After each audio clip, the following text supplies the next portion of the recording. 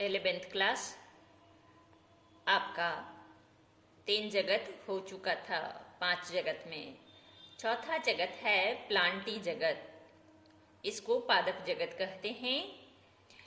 सभी यूकैरियोटिक जिनमें क्लोरोफिल वर्णक होता है, यानी कि ये स्वपोषी होगा, ये अपना भोजन खुद बनाता है, वैसे पौधे को पादप जगत में रखा गया है। इसके अलावे इस जगत में कुछ ऐसे पादप को भी रखा गया है जो कीट भक्षी है, परजीवी है, या फिर आंशिक रूप से वो विषमपोषी होता है। परजीवी एक पौधा को आप देखे होंगे अमरबेल, जो किसी पौधे के चारों ओर तना में ना लिपटा हुआ रहता है और उसी से वो अपना पोषण प्राप्त करता है, भोजन प्राप्त करता है। और कीट भक्षी पौधा को भी आप नाम सुने होंगे, pitcher plant, bladderwort, Venus fly trap. ये सब पौधा जो है ये कीट भक्षी पौधा है। तो कुछ पुष्पी पादप में अपनी पोषण विधि को बदल डाला है। जैसे कुछ पूर्ण रूप से विषमपोषी होते हैं, ये पौधे जो है, या फिर परजीवी के रूप में होता है तो वो अमरबेल है। कुछ प्रकाश संश्लेषी पौधा कीट भक्षी जैसे पीचर प्लांट है, ब्लडर बर्ट है। ये कीट भक्षी पौधे छोटे छोटे कीड़े को पकड़ता है और उसका बाह्य कोशिकीय पाचन विधि के द्वारा उसको छोटे छोटे खंड में तोड़कर उसे पचा लेता है और उसके नाइट्रोजनी पदार्थ को अवशोषित करने का साधन विकसित कर लिया है और उसी से उसमें पोषण की प्रक्रिया होती है। पौधों में कुछ ऐसे भी हैं जो नाइट्रोजन स्थिरीकरण करने वाले बैक्टीरिया के साथ मिलकर के रहता है, सहजीवी संबंध भी बनाता है। जैसे आप कवक के साथ सहजीवी संबंध बनाने वाले को आप माइकोराइजा में पढ़ चुके हैं। लेकिन ये प्लांटी जगत की ये भी विशेषता है कि जो भी इस जगत का पौधा है उसकी कोशिका भित्ति सेल्यूलोज की बनी होती है। और इसके अलावे इस जगत में शैवाल, ब्रायोफाइटा, टेरिडोफाइटा, जिम्नोस्पर्म और एंजियोस्पर्म को रखा गया है। ये सारा नाम जो है आपके लिए कोई नया नाम नहीं है, क्योंकि आप 9th क्लास में ना इसके बारे में थोड़ा थोड़ा पढ़े हैं। शैवाल को पढ़े होंगे थैलोफाइटा में, ब्रायोफाइटा में मॉस प्लांट को आप पढ़े होंगे, याद कीजिए। टेरिडोफाइटा में फर्न को पढ़े होंगे। जिम्नोस्पर्म ये नग्न बीजी पौधा है और एंजियोस्पर्म आवृत बीजी पौधा है, जिसमें आप सरसों के पौधा के बारे में पढ़े होंगे।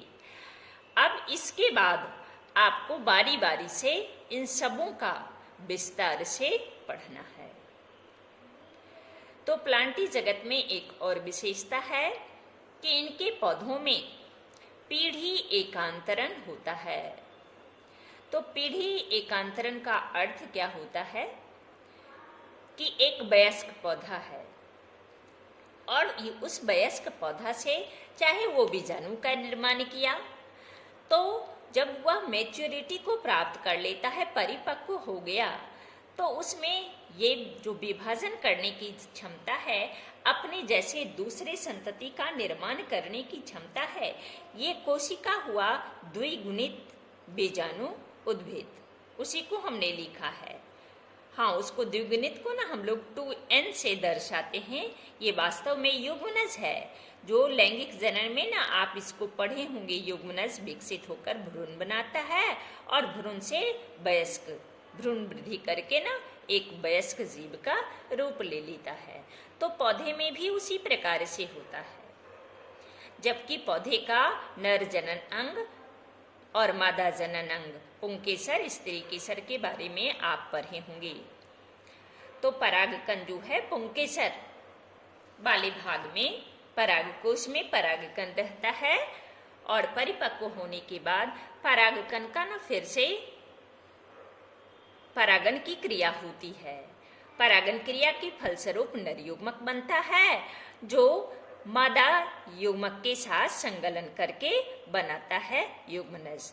तो युग्मनज से युग्मक बनता है और फिर युग्मक का संलयन होता है, यानी नर युग्मक और मादा युग्मक का संलयन होता है तो फिर से युग्मनज का निर्माण हो जाता है और यही युग्मनज वृद्धि करके ना फिर एक नए पौधे का निर्माण करता है। तो यही हुआ पीढ़ी एकांतरण, लगातार यही क्रिया चलती रहती है। ये आपका था प्लांटी जगत। प्लांटी जगत के बाद है एनिमेलिया जगत। तो इसके अंतर्गत रखा गया है विषमपोषी यूकैरियोटिक जीव को, और ये बहुकोशिकीय होते हैं, ये मल्टी सेलुलर होता है।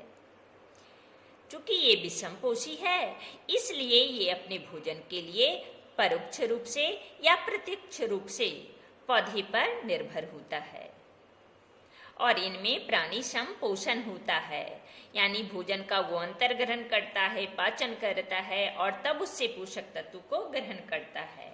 इनमें प्राणी संपोषण की क्रिया होती है। इनमें वृद्धि का एक निर्दिष्ट पैटर्न होता है। हाँ, जीव अगर अलग अलग भी है तो वृद्धि का ना एक निश्चित पैटर्न होता है और वे एक पूर्ण वयस्क जीव बन जाता है वृद्धि करके। अधिकांश जंतुओं में गति भी होता है, यानी स्थान परिवर्तन करता है, और जो उच्च स्तरीय जीव है उसमें विस्तृत संवेदी और तंत्रिका प्रेरक क्रियाविधि भी होता है, यानी तंत्रिका तंत्र विकसित होता है, तंत्रिकाएं होती है, मेरुरज्जु होता है, मस्तिष्क होता है, और लैंगिक जनन की क्रिया होती है। तो लैंगिक जनन जब होगा तो नर युग्मक और मादा युग्मक का निर्माण होगा अर्धसूत्रीय विभाजन के फलस्वरूप, और फिर उस युग्मक का संलयन होगा तो युग्मनज बनेगा। युग्मक अगुणित संख्या है, युग्मनज द्विगुणित संख्या है, और युग्मनज से भ्रूण बनेगा, फिर भ्रूण का विकास होगा और एक जीव की उत्पत्ति हो जाएगी। जीव कुछ समय के बाद फिर वृद्धि करेगा और परिपक्वता को प्राप्त करेगा और फिर से उसमें युग्मक बनने की क्रिया आरंभ होगी परिपक्व होने के बाद। ये है आपका किंगडम एनिमेलिया।